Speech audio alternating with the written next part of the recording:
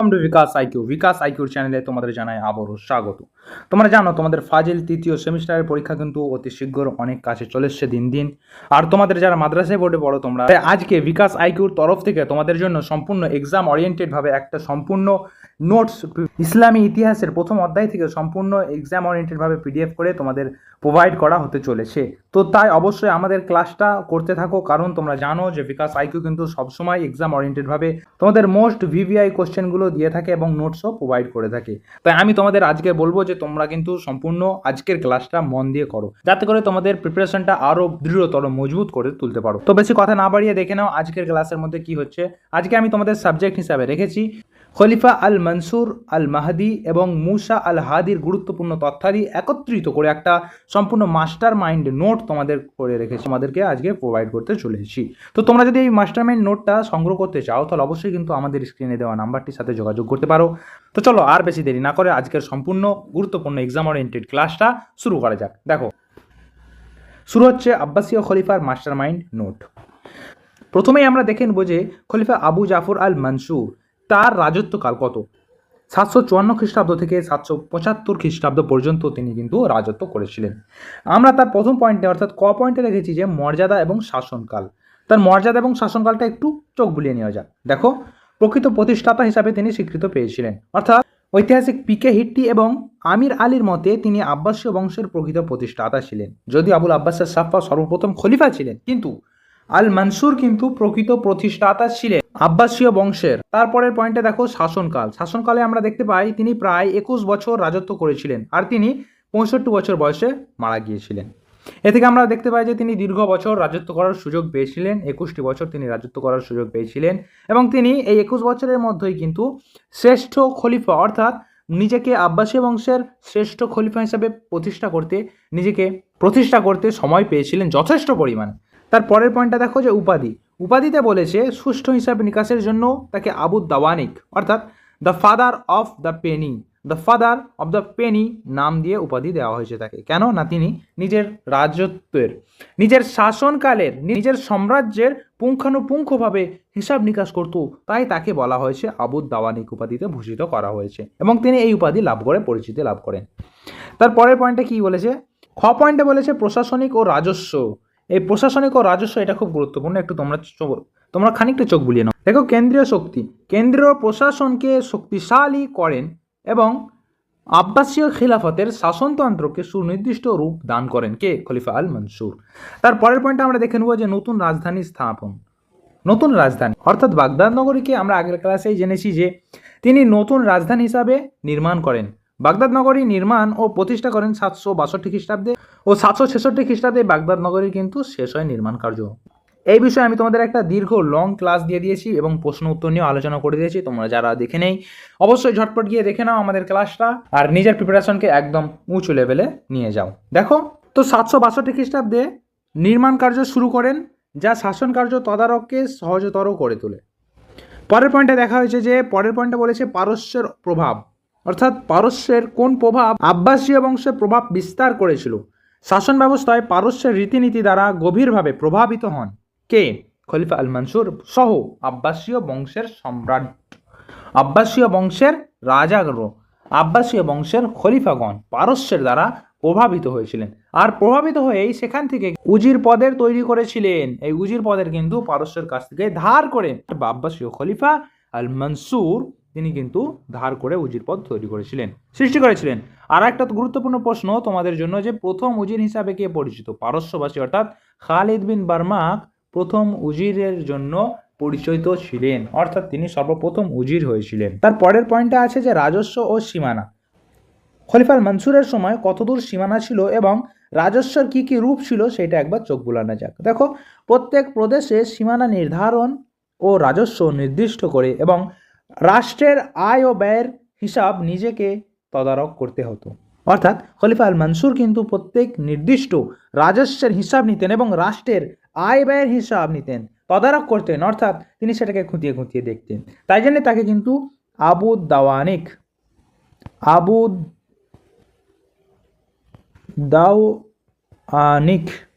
উপাধিতে ভূষিত করা হয়। ঠিক আছে, নিরাপত্তা ও শৃঙ্খলা। এখানে বলেছে সাম্রাজ্যের নিরাপত্তার জন্য গুপ্তচর বাহিনী ও স্থায়ী সৈন্যদল অর্থাৎ পুলিশ বাহিনী গঠন করেন কে? খলিফা আল মনসুর। এটা তোমরা মনে রাখবে যে স্থায়ী সৈন্যদল অথবা পুলিশ বাহিনী কে নির্মাণ করেন, তোমাদের তখন উত্তরে বলতে হবে যে খলিফা আল মনসুর কিন্তু তা নির্মাণ করেন বা তৈরি করেন। তারপরে দেখে নাও, দুর্নীতি ও বিদ্রোহ প্রতিরোধের জন্য প্রাদেশিক শাসনকর্তা অর্থাৎ প্রদেশের শাসনকর্তা যিনি, তিনি ও কর্মচারীদের বদলির রীতি প্রবর্তন করেন। খলিফা আল মনসুর একটা বিশাল বড় চাল খেললেন।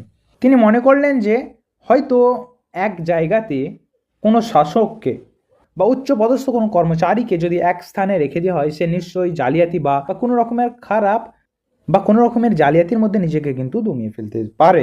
তাই তিনি সেই ভয় করে সন্দেহের বশত তিনি তাদের উপর সন্দেহ করলেন এবং তাদেরকে এক জায়গাতে বেশি দিন রাখতে চাইলেন না। তাই তিনি কিন্তু বদলির রীতি অর্থাৎ এক জায়গাতে বেশি দিন রাখবেন। দেখো, তার পরের পয়েন্টে আমাদের বলেছে যে জনকল্যাণ ও ন্যায় বিচার। জনকল্যাণ ও ন্যায় বিচার এই পয়েন্টটা কিন্তু খুব গুরুত্ব, তোমরা তাই খানিকটা দেখে রাখো।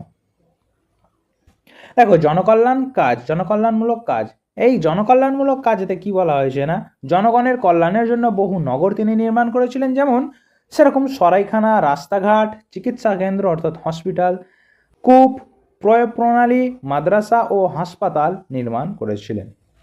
এই এতগুলো কিন্তু জনকল্যাণমূলক কাজ করেছিলেন খলিফা আল মনসুর। তারপরের পয়েন্টে আছে অর্থনৈতিক উন্নতি। অর্থনৈতিক উন্নতিতে বলা যায় কৃষিকার্যের উন্নতি এবং শিল্প বাণিজ্যের প্রসার সাধন করে সাম্রাজ্যের অর্থনৈতিক ভিত্তিকে সুদৃঢ় করেছিলেন খলিফা আল মনসুর। তিনি কৃষিকার্যের দিকে এবং শিল্প ব্যবসা বাণিজ্যের প্রতি এই তিনটে জায়গাতে কিন্তু তিনি বেশি লক্ষ্য করেছিলেন, কারণ তিনি জানতেন এইগুলোই হচ্ছে অর্থাগম, অর্থাৎ এইগুলো দ্বারাই আমাদের অর্থের উন্নতি, আর্থিক উন্নতি হবে। তাই জন্য তিনি বেশি পরিমাণে এই তিনটে শিল্প, বাণিজ্য এবং কৃষিকার্য এই তিনটের প্রতি কিন্তু বেশি গুরুত্ব প্রদান করেছিলেন। তারপরে বিচার ব্যবস্থা আছে। বিচার ব্যবস্থায় কি বলেছে না, বিচারকের স্বাধীনতা ক্ষুণ্ণ না করে বিচার ব্যবস্থার প্রতি শ্রদ্ধা দেখান। প্রদেশ ও কেন্দ্রীয় রাজধানীতে যথাক্রমে কাজী ও প্রধান কাজী নিয়োগ করেন খলিফা আল মনসুর। তারপরে দেখে নাও, পরের পয়েন্টটা বলা হচ্ছে সাম্রাজ্য বিদ্রোহ ও দমন। সাম্রাজ্যে যে সমস্ত বিদ্রোহ হয়েছিল সেগুলো তিনি কিভাবে তার দক্ষতা ও বুদ্ধির বলে কিভাবে সহজে এই বিদ্রোহগুলোকে দমন করে নেয়, সেগুলো এক চোখ ঝলক মারা যাক। সাম্রাজ্য সম্প্রসারণ। তাবারিস্তান, দাইলাম, কুর্দিস্তান, উত্তর আফ্রিকা পর্যন্ত সাম্রাজ্য বিস্তার করেছিলেন। আল মনসুরের আমলে তাবারিস্তান থেকে শুরু করে উত্তর আফ্রিকা পর্যন্ত সাম্রাজ্য বিস্তারিত হয়েছিল। সামরিক সাফল্যতে বলা হয়েছে রোমান সম্রাটকে পরাজিত করে কর দানে বাধ্য করেন এবং সীমান্ত এলাকায় সুরক্ষিত দুর্গ নির্মাণ করেন। তাদের দুশ্মন অর্থাৎ রাজাদের শত্রুদের হাত থেকে নিজের সীমানাকে রক্ষা করতে পারেন, তাই জন্য তিনি কিন্তু সীমান্ত এলাকায় সুরক্ষিত দুর্গ নির্মাণ করেছিলেন। তারপরে বলেছে দমন করা বিদ্রোহ। সাহস ও বিচক্ষণতার সাথে অভ্যন্তরীণ বিদ্রোহ দমন করেন, অর্থাৎ তার সীমানার অর্থাৎ তার সাম্রাজ্যের মধ্যে যত সমস্ত বিদ্রোহ হয়েছিল সেই সমস্ত বিদ্রোহকে তিনি কিন্তু দমন করেছিলেন এবং দমন করতে সক্ষমও হয়েছিলেন। সাহস এবং বিচক্ষণতার সাথে তার সাম্রাজ্যের ভিতরের বিদ্রোহগুলোকে দমন করেছিলেন। তার আমলে কি কি বিদ্রোহ হয়েছিল না, বিদ্রোহ হয়েছিল আবদুল্লাহ ইবনে আলীর বিদ্রোহ, যা তার পিতৃব্যর বিদ্রোহ। পারস্য সানবাদের বিদ্রোহ সেটাও দমন করতে সফল হয়েছিলেন। ধর্মদ্রোহী রাওয়ান্দিয়া সম্প্রদায়ের বিদ্রোহ, তাও তিনি কিন্তু অত্যন্ত সফলভাবে বিদ্রোহ দমন করেছিলেন। আর শেষের বিদ্রোহ হচ্ছে হিরাতের শাসনকর্তা উস্তাদ সিসের বিদ্রোহ, এটাও তিনি যথেষ্ট পরিমাণে দক্ষতার সাথে বিদ্রোহ নির্মূল করেন। পরবর্তী পয়েন্টে তোমাদের বলেছে ধর্মীয় নীতি ও বিদ্যোৎসাহিতা। এই পয়েন্টটা একটুখানি তোমরা চোখ দাগিয়ে রাখবে। দেখো, ধর্মীয় ভিত্তি, সুন্নি মতবাদের ভিত্তি স্থাপন করে এবং হানাফি ও মালিকি মাযহাবের গঠনে উৎসাহ যোগান। কেন তিনি সুন্নি মতবাদের ভিত্তি স্থাপন করেন? এখানে কিন্তু একটা রাজনৈতিক চাল আছে। এই রাজনৈতিক চালটা হলো, যখনই তিনি সুন্নি মতবাদ প্রতিষ্ঠা করলেন যে সুন্নি ধর্ম হিসাবে অর্থাৎ ইসলামের সুন্নি ধর্ম রাজকীয় ধর্ম করা হলো, তখনই কিন্তু সেকালে কিন্তু সুন্নিরা সব থেকে বেশি পরিমাণে সাম্রাজ্যে বসবাস করত। তাই তারা খুশি হলো, অত্যন্ত খুশি হয়ে তারা খলিফাকে সমর্থন করতে লাগলো। তারা খলিফাকে সমর্থন করলে খলিফার অনেক সম্মান বেড়ে গেল, অর্থাৎ সকল প্রজারাই খলিফাকে চাইতে লাগলো যে না, খলিফা আমাদের জন্য কিছু করছেন, তাই জন্য তিনি কিন্তু সুন্নি মতবাদকে প্রতিষ্ঠা করলেন। এমনকি তিনি হানাফি এবং মালিকি মাজহাব গঠনেও উৎসাহ যোগান দেন। ঠিক আছে, তারপরে দেখো শিক্ষায় অবদান। শ্রেষ্ঠ বিদ্যোৎসাহী নরপতি ছিলেন খলিফা আল মানসুর এবং তাকে আব্বাসীয় সভ্যতার স্বর্ণযুগের সূচনাকারী বলা হয়। কেন বলা হয়? কারণ তিনি যে শিক্ষা ব্যবস্থার জন্য, এই আব্বাসীয় আমল যে জন্য বিখ্যাত, অর্থাৎ বিদ্যোৎসাহী অর্থাৎ জ্ঞানের কারণে বিখ্যাত। আব্বাসীয় বংশ বা আব্বাসীয় সাম্রাজ্য কেন বিখ্যাত? একমাত্র তাদের জ্ঞান বিজ্ঞানের প্রসার এবং উন্নতির কারণেই বিখ্যাত। আর সেই বিখ্যাত হওয়ার যে মূল কলম যেটা ছিল, সেটা কিন্তু আল মানসুর ভিত্তি স্থাপন করেছিলেন, অর্থাৎ তার গোড়ার কলম তিনিই দিয়েছিলেন। তারপরে বলেছে অনুবাদ বিভাগের কথা বলা হয়েছে। বিদেশি সাহিত্য ও বিজ্ঞানের গ্রন্থাদি আরবি ভাষায় অনুবাদের জন্য একটা বিভাগ খোলেন। বিদেশি যত ভাষায় লেখা আছে এরকম বই, জ্ঞান বিজ্ঞানের বই এবং গ্রন্থাদি অর্থাৎ পুস্তিকা, সেইগুলো কিন্তু তিনি আরবি ভাষায় অনুবাদ করবেন বলে একটা বিভাগ, খাসভাবে একটা বিশেষ বিভাগ খোলেন, যেখানে শুধুমাত্র আরবিতে ট্রান্সলেট করা হবে এরকম বিভাগ খোলেন। এবার দেখে নাও তার আমলে অনুদিত গ্রন্থ কি কি আছে। তার আমলে অনুদিত গ্রন্থ ভারতীয় জ্যোতিষশাস্ত্রের গ্রন্থ সিদ্ধান্ত, সেটা মোহাম্মদ বিন আলী আল ফারজি কর্তৃক আরবিতে অনুদিত হয়েছিল। তোমরা এটা মাথায় রাখবে বা মুখস্থ বা খাতায় নোট ডাউন করে নিতে পারো। ভারতীয় জ্যোতিষশাস্ত্রের গ্রন্থ সিদ্ধান্তের অনুবাদক কে ছিলেন? না, সিদ্ধান্তের অনুবাদক ছিলেন মোহাম্মদ বিন আল ফারজি। সেটা কিন্তু আরবিতেই কিন্তু অনুবাদ করা হয়। তারপরে দেখো কালিলা ও দিমনা, এই একটা বই। এই বইটা কি সম্পর্কে আছে? না, এই বইটা আছে পশু পাখি সম্বন্ধীয় পুস্তক বা বই। সংস্কৃত হতে পাহলভি হয়ে আরবিতে অনুদিত হয়, অর্থাৎ সেটা প্রথমে সংস্কৃতে ছিল, সেখান থেকে পাহলভি ভাষা একটা সেখানে ট্রান্সলেট করা হয়। আবার পাহলভি ভাষা হতে আরবিতে ট্রান্সলেট করে আরব সমাজের বা আরবের যা জ্ঞানীরা তারা পড়তে থাকে। আশা করি এতদূর পর্যন্ত কিন্তু তোমাদের সম্পূর্ণটাই ক্লিয়ার হয়ে গেছে। এবার আমরা যাই পরের পয়েন্টে। স্থাপত্য। আল মানসুরের আমলে কি কি স্থাপত্য হয়েছিল? না, আল মানসুরের আমলে স্থাপত্য হয়েছিল নগর নির্মাণ হয়েছিল কি কি? বাগদাদ ছাড়া রাফিকা নামে একটা শহর নির্মাণ করেছিলেন 722 খ্রিস্টাব্দে। আই থিঙ্ক 722 খ্রিস্টাব্দে এই শহরটা নির্মিত হয়েছিল। এটা সঠিক নাকি তোমরা অবশ্যই আমাকে কমেন্টে জানাবে, কারণ এই সম্পর্কে আমারও কিন্তু ডাউট আছে, সঠিকটা আমার জানা নেই। তারপরে দেখো অন্যান্য কি নির্মাণ করেছিলেন? যে বাবুজ জাহাব বা স্বর্ণদ্বার, একটা সোনার বিশাল দরজা নির্মাণ করেছিলেন। কাসরুল খোলদ, এটা অন্তধাম, এটা একটা প্রাসাদ কিন্তু। রুসাফা রাজপ্রাসাদ এবং জামে মসজিদ নির্মাণ করেন। এই সমস্ত রাজপ্রাসাদ, জামে মসজিদ এবং স্বর্ণদ্বার ইত্যাদি নির্মাণ করেন। তোমরা জানো কি রুসাফা হচ্ছে এমন একটা রাজপ্রাসাদ খলিফা মাহাদির জন্য কিন্তু এমন এই রাজপ্রাসাদটা নির্মিত হয়েছিল। মাহদি। তোমাদের পরের পয়েন্টে বলেছে উত্তরাধিকারী ও মৃত্যু। তিনি কাকে উত্তরাধিকারী মনোনয়ন করলেন তার পরবর্তী, এবং তিনি কিভাবে, কত বছর বয়সে, কখন, কোথায় মারা যান। দেখো উত্তরাধিকারী, নিজের পুত্র মোহাম্মদকে আল মাহদি উপাধি দিয়ে উত্তরাধিকারী মনোনীত করেন। নিজের পুত্র মোহাম্মদ ছিল তার নাম, তাকে কি দিলেন? না, আল মাহদি উপাধি দিয়ে উত্তরাধিকারী মনোনীত করলেন। তার মৃত্যু কিভাবে হয়, কখন হয়? মক্কা আগামী পথে শেষ নিঃশ্বাস ত্যাগ করেন। তিনি মক্কায় হজের জন্য যাচ্ছিলেন এবং সেখানেই তিনি তার নিঃশ্বাসকে ত্যাগ করেছিলেন, এবং প্রতিশোধের রাতে গোপনে 100 কবরের মধ্যে একটিতে তাকে সমাধিস্থ করা হয়। কিসের প্রতিশোধ? তোমাদের মনে প্রশ্ন আসতেই পারে যে স্যার কিসের প্রতিশোধ? তোমরা আগের ক্লাসে পড়েছো যে আবুল আব্বাস সাফা, তিনি কিন্তু উমাইয়াদের কবর খুঁড়ে তাদের লাশকে অপমানিত করেছিলেন, তাদের লাশকে জিন্দা জ্বালিয়ে দিয়েছিলেন, তাদের লাশের কঙ্কালকে পুড়িয়ে দিয়েছিলেন এবং হেনস্থা করেছিলেন। তাই এই ভয়টা আল মানসুরের কিন্তু রয়ে গিয়েছিল। তাই জন্য তিনি তার প্রতিশোধ এড়াতে, যাতে করে তার কবর খুঁড়ে অন্য কেউ না আর তার লাশকে অপমান করতে পারে, অপদস্থ করতে পারে, কিন্তু 100টা কবর খুঁড়ে তার যে কোনো একটাতে গোপনে তাকে সমাধিস্থ কবর দেওয়া হয়। ঠিক আছে, এতদূর ক্লিয়ার? তাহলে পরবর্তী অংশে যাওয়া যাক। তোমাদের এতক্ষণ খলিফা আল মানসুর সম্পর্কে হচ্ছিল, এবার তোমাদের স্টার্ট হচ্ছে যে তার পুত্র খলিফা আল মাহদি, অর্থাৎ যিনি আব্বাসীয় বংশের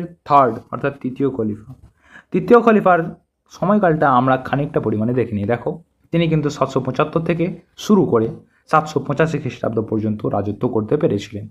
অর্থাৎ এই সামান্য কয়েক বছরের মধ্যেই কিন্তু তিনি যে উন্নতি, যে বিদ্রোহ দমন বা যেই কর্ম করেছেন সেটা আমরা এক ঝলকে দেখে নিই। দেখো, সাধারণ নীতি ও সংস্কার, এই পয়েন্টটা কি বলা হয়েছে? চরিত্রের বৈশিষ্ট্য তার সর্বপ্রথম পয়েন্টে দেওয়া আছে। চরিত্রের বৈশিষ্ট্য: পিতার কঠোর শাসনের বিপরীতে তিনি উদার, ন্যায়পরায়ণ ছিলেন। তার পিতা যেমন ছিলেন তিনি তার ঠিক বিপরীত ছিলেন। যেমন তিনি উদার ছিলেন, উদার মনোভাবের এবং ন্যায়পরায়ণ, তিনি মোটেই অন্যায়কে প্রশ্রয় দিতেন না।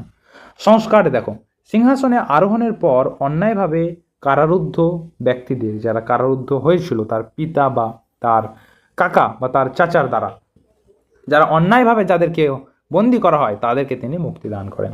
ধর্মীয় কাজ হিসাবে তিনি কি করেন? তিনি নবী করিম সাল্লাল্লাহু আলাইহি সাল্লামের মসজিদ পুনর্নির্মাণ এবং সুশোভিত করেন। অর্থাৎ মদিনার মসজিদ যেটা আছে সেটাকে পুনর্নির্মাণ, সংস্কার করেছিলেন আর উন্নীত সুশোভিত করেছিলেন। হাজিদের নিরাপত্তার ব্যবস্থা করেছিলেন। দেখো, মক্কা ও মদিনার রাস্তার পার্শ্ববর্তী প্রহরী মোতায়েনের ব্যবস্থা করেন। মক্কা মদিনায় যে সমস্ত হাজিরা আসতো হজের উদ্দেশ্যে, তাদের সে সমস্ত যে রাস্তা দিয়ে হাজিরা আসতো সেই রাস্তার পাশে কিন্তু প্রহরী মোতায়েন করেছিলেন, যাতে করে তাদের সুরক্ষা প্রদানের জন্য, তাদের সমস্ত রকম সুরক্ষা প্রদানের জন্য কিন্তু সে সমস্ত হাজিদের সুরক্ষা প্রদানের জন্যই কিন্তু সিপাহী বা প্রহরী মোতায়েন করেছিলেন। তার পরের পয়েন্টে আছে বাণিজ্য ও সংস্কৃতি। তার আমলে বাগদাদ সাম্রাজ্যে বাণিজ্যিক কেন্দ্রে পরিণত হয়। সঙ্গীত, কবিতা, সাহিত্য ও দর্শনের উন্নতি লাভ করা হয় তারই আমলে। খলিফা আল মাহদির আমলে কিন্তু বাগদাদ বাণিজ্য কেন্দ্রে, অর্থাৎ বাণিজ্য কেন্দ্রের শ্রেষ্ঠ পরিণত হয়। ঠিক আছে? আর তার আমলে সঙ্গীত, কবিতা, সাহিত্য, দর্শন ইত্যাদি শিক্ষা উন্নীত হয়, তিনি আরও সেগুলোকে উন্নত পথে পরিণত করেন। তার পরের পয়েন্টে বলা হয়েছে তোমাদের প্রশাসনিক ও সামরিকের কি বলেছে না, প্রতিরক্ষা। মদিনার আনসারদের মধ্য থেকে 500 লোককে তার দেহরক্ষী হিসাবে নিযুক্ত করেন। এটা তোমাদের পরীক্ষায় প্রায় সময় আসে যে কে 500 লোককে দেহরক্ষী হিসাবে আনসারীদের নিযুক্ত করেছিলেন, তখন তোমাদের লিখতে হবে যে আল মাহাদি কিন্তু 500 লোককে দেহরক্ষী হিসাবে আনসারদের মধ্য হতে নিযুক্ত করেছিলেন। তারপরে দিয়ে আছে ডাক বিভাগ। ডাক বিভাগের কি করেছিল? ডাক বিভাগের উন্নতি সাধন করেন খলিফা আল মাহদি।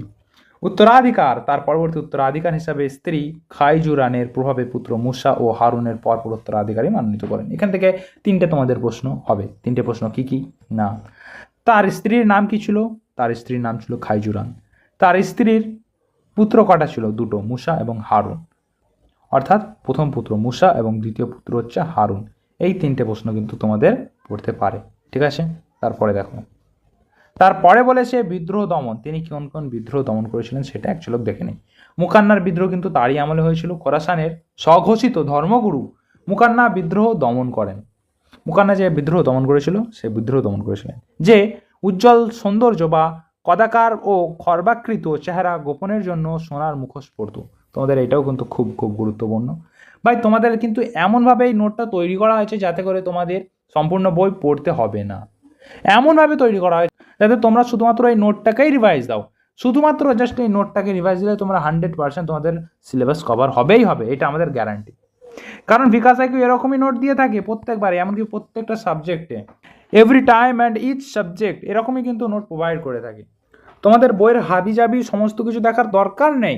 শুধুমাত্র তোমরা যারা ভালো রেজাল্ট করতে চাচ্ছ অবশ্যই বলবো তোমরা এই নোটটাকে নাও, নিয়ে আমাদের সাথে কন্ট্যাক্ট করো। কন্ট্যাক্ট করে তোমরা কিন্তু আমাদের সাথে যোগাযোগ করে এই নোটটা পেয়ে যেতে পারো। ঠিক আছে? তার পরবর্তী দেখো, যে মুকান্না ছিল সে তার ভক্তদের মতে কিন্তু তার নাকি চেহারা খুব সুন্দর ছিল, তাই তিনি তার উজ্জ্বল এবং সৌন্দর্য চেহারা কাউকে দেখাতে চাইতেন না, তাই তিনি সোনার মুখোশ পরত। আবার তার শত্রু যারা ছিল তারা বলে যে কদাকার এবং খর্বাকৃত মুখ, তার কুৎসিত মুখ কিন্তু গোপন করতে চাইতো, তাই তিনি সোনার মুখোশ পরে মুখ ঢাকাতো। ঠিক আছে? তারপরে দেখো জিন্দিকদের বিদ্রোহ দমন করেছিলেন। বিধর্মী বা অবিশ্বাসী জিন্দিক সম্প্রদায় যেমন মোহাম্মির, এদের দমনের জন্য দিওয়ানুল জিন্দিকা নামে একটা বিভাগ প্রতিষ্ঠা করেন। এত গুরুত্বপূর্ণ প্রশ্ন কোথায় পাবে ভাই? এত গুরুত্বপূর্ণ প্রত্যেকটা লাইন থেকে আমরা প্রশ্ন করে এসেছি, প্রত্যেকটা লাইন থেকে। তাহলে দিওয়ানুল জিন্দিকা কে, কবে, কেন প্রতিষ্ঠা করেন? তখন তোমাদের উত্তর হয়ে যাবে খলিফা আল মাহদি কিন্তু প্রতিষ্ঠা করেন। কাদের উদ্দেশ্যে? জিন্দিকদের দমন করার জন্য দিওয়ানুল জিন্দিকা তৈরি করেন। ঠিক আছে, পরবর্তী পয়েন্টটা দেখে নিন। পরবর্তী পয়েন্টে বলেছে বিদেশ নীতি। বিদেশ নীতিতে বলা হয়েছে গ্রিক অভিযান। পুত্র হারুনের নেতৃত্বে গ্রিক সৈন্যদের পরাজিত করেন এবং সম্রাজ্ঞী আইরিনের সাথে বার্ষিক করের বিনিময় সন্ধি করেন। তোমাদের এখান থেকে প্রশ্ন হতে পারে যে গ্রিক অভিযান কে করেন, তখন তোমাদের লিখতে হবে হারুন আর রশিদ কিন্তু গ্রিক অভিযান করেন। এবং এই হারুন আর রশিদই কিন্তু কাকে পরাজিত করেন হারুন আর রশিদ সম্রাজ্ঞী আইরিনকে, যে ছিল গ্রিকদের সম্রাজ্ঞী। এমনকি তাকে বার্ষিক কর প্রদানের সন্ধিতে তবেই তাকে রেহাই প্রদান করেছিলেন, যে তোমাকে বছরের নির্দিষ্ট পরিমাণে 30% বা 40% একটা কর তোমাকে দিতে হবে, কারণ তুমি আমার সাথে যুদ্ধে হেরে গিয়েছো, তাই তোমাকে দিতে হবে, নয়তোবা তোমার দখল করে নেবো সমস্ত সাম্রাজ্য বা তোমাকেই বন্দি করে নেব আমরা।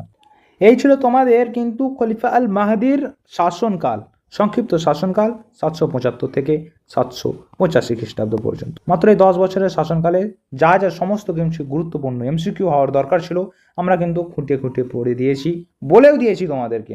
আশা করি এর বাইরে থেকে কোনো এমসিকিউ তৈরি করা সম্ভব নয়। তারপরের যে 3 নম্বর খলিফা আছে, সেই তৃতীয় খলিফার দেখো, তৃতীয় খলিফা হচ্ছে মুসা আল হাদি। মুসা আল হাদি তিনি মাত্র 1 বছর বা 1.5 বছরের মতো রাজত্ব করেছিলেন। মাত্র তিনি 785 খ্রিস্টাব্দ থেকে রাজত্ব শুরু করেন এবং 786 খ্রিস্টাব্দে তিনি মারা যান। প্রথমে আমরা দেখে নেব উত্তরাধিকার বিতর্ক। এখানে কি বলা হয়েছে, হারুনের সাথে অসদ্ভাব। মাহাদির নির্দেশ অর্থাৎ খলিফা মাহাদির নির্দেশ বাতিল করে নিজের পুত্র জাফরকে উত্তরাধিকারী করতে চাইলে ভ্রাতা হারুনের সাথে অসদ্ভাব সৃষ্টি হয়। খলিফা মাহাদি বলে গিয়েছিলেন যে বাবা, তুই হচ্ছিস আমার বড় ছেলে, তাই তোকে প্রথম উত্তরাধিকারী মনোনয়নের দায়িত্ব দিলাম, তোর পরে কিন্তু তোর ছোট ভাই হারুন আর রশিদ, তাকে কিন্তু তুই তোর উত্তরাধিকারী সিংহাসনটা দিয়ে দিস। আর তার পিতার এই কথাটা না শুনে, তার নির্দেশ মান্য না করে তিনি কিন্তু সমস্ত কিছুই বাদ করে দিলেন। তিনি বাদ করতে চাইলেন এবং তিনি কিন্তু তার যে পুত্র জাফর, এই জাফরকে কিন্তু তিনি উত্তরাধিকারী মনোনীত করতে চাইলেন। আর এই ইচ্ছাটাই আর এই কার্যর ফলেই কিন্তু খলিফা হারুন আর রশিদ বিরক্ত বোধ করলেন এবং তার সাথে অসদ্ভাবের সৃষ্টি হয়েছিল এবং অসন্তুষ্ট হয়েছিলেন খলিফা হারুন আর রশিদ। তাই তিনি সাম্রাজ্য ছেড়ে চলে গিয়েছিলেন যতদিন না তিনি মারা যান। তারপরে দেখো, তারপরে বলেছে ক্ষয় থেকে সাম্রাজ্যের বিভাজন। সাম্রাজ্যের বিভাজন কি হয়েছিল, ইদ্রিসি বংশের প্রতিষ্ঠাতা, খুব খুব গুরুত্বপূর্ণ। দেখো, তার দুর্ব্যবহারের কারণে মক্কা ও মদিনায় হযরত আলী রাদিয়াল্লাহু আনহুর বংশের লোকেরা বিদ্রোহী হয়। বিদ্রোহী নেতা ইদ্রিস আফ্রিকায় পালিয়ে গিয়ে ইদ্রিসি বংশ প্রতিষ্ঠা করেন। এর ফল কি হলো, এর ফল হলো যে মাগরিবুল আকসা অর্থাৎ দূর পশ্চিম আব্বাসীয় সাম্রাজ্য হতে পৃথক হয়ে যায়, সম্পূর্ণ আলাদা হয়ে যায় মাগরিবুল আকসা। তোমাদের বলে দিতে হবে মাগরিবুল আকসা কোনটা, তখন তোমাদের উত্তরে লিখতে হবে দূর পশ্চিমে। এটা কিন্তু আগের বছর অর্থাৎ 2025-এ যারা 3rd সেমিস্টার দিয়েছে ফাজিলে, তাদের কিন্তু পরীক্ষায় পড়েছিল 2025-এর 3rd সেমিস্টারে কিন্তু পরীক্ষায় পড়েছিল যে মাগরিবুল আকসা কি। এটা কিন্তু তখন এটার উত্তর হয়ে যাবে যে দূর পশ্চিম। আর ইদ্রিসি বংশের প্রতিষ্ঠা কে না, ইদ্রিস বংশের প্রতিষ্ঠা হলো ইদ্রিস। তিনি কোথায় প্রতিষ্ঠা করেছিলেন, তিনি কিন্তু আফ্রিকায় পালিয়ে গিয়ে আফ্রিকায় প্রতিষ্ঠা করেছিলেন ইদ্রিসি বংশ। তারপরে দেখো, তারপরে বলেছে মৃত্যু। তার মৃত্যু কিভাবে হয়েছিল, অর্থাৎ খলিফা মুসা আল হাদির মৃত্যু কিভাবে হয়েছিল, খুবই যন্ত্রণাদায়ক ব্যাপার। দেখো একটু, মৃত্যু হয়েছিল 786 খ্রিস্টাব্দে দুরারোগ্য ব্যাধিতে আক্রান্ত হয়ে মারা যান। মৃত্যুর পূর্বে তিনি হারুনকে তার উত্তরাধিকারী নির্দেশ করে দেন। যখন তিনি মৃত্যু সজ্জায় সজ্জিত ছিলেন, তখন তিনি তার ভুল বুঝতে পারলেন যে না, আমার বাবার কথা মানা উচিত ছিল। তাই তিনি তার ভুল বুঝতে পেরে খুব দেরি হওয়ার আগেই কিন্তু দূত প্রেরণ করেন খলিফা আল হারুনকে। তার হারুনকে দূত প্রেরণ করে তাকে আনেন এবং সে এখানে এনে তাকে উত্তরাধিকারী মনোনীত করেন, তবেই কিন্তু তিনি শান্তির সাথে মারা যান। তো এই ছিল তোমাদের সম্পূর্ণ এক্সাম ওরিয়েন্টেডভাবে বিখ্যাত বিশ্লেষণ, চুলচেরা প্রশ্ন তৈরি করার মাস্টার মাইন্ড নোট। আর এই মাস্টার মাইন্ড নোট যদি তোমরা একবার পড়ো, আশা করি প্রথম চ্যাপ্টারে যা আছে সম্পূর্ণ তোমাদের ক্লিয়ার হয়ে যাবে। আমি আবারও বলছি, আমাদের এরকম নোট কিন্তু প্রত্যেকটা সাবজেক্টে দেওয়া হয়ে থাকে, তাই আমাদের এরকম মাস্টার মাইন্ডের নোট পেতে হলে তোমরা অবশ্যই আমাদেরকে জাস্ট কন্ট্যাক্ট করো, আমাদের সাথে হোয়াটসঅ্যাপ করো। আর কিন্তু আমি তোমাদের কাছে নিয়মিত এরকম এক্সাম ওরিয়েন্টেড ক্লাস আনতে চলেছি এবং এর সাথে সাথে প্রচুর প্রচুর মক টেস্ট থাকবে আমাদের। শুধুমাত্র তোমরা আমাদের চ্যানেলটাকে ফলো করতে থাকো এবং নিয়মিত ক্লাসগুলি করতে থাকো মনোযোগ দিয়ে। আজকের ভিডিওটা তোমাদের কেমন লাগলো অবশ্যই আমাকে কমেন্টে লিখে জানাতেই হবে। আর হ্যাঁ, তোমাদের যারা বন্ধু বান্ধবী আছে তাদেরকে কিন্তু শেয়ার করতে একদমই ভুলো না। তো দেখা হচ্ছে পরের ভিডিওতে, ভালো থাকো, সুস্থ থাকো।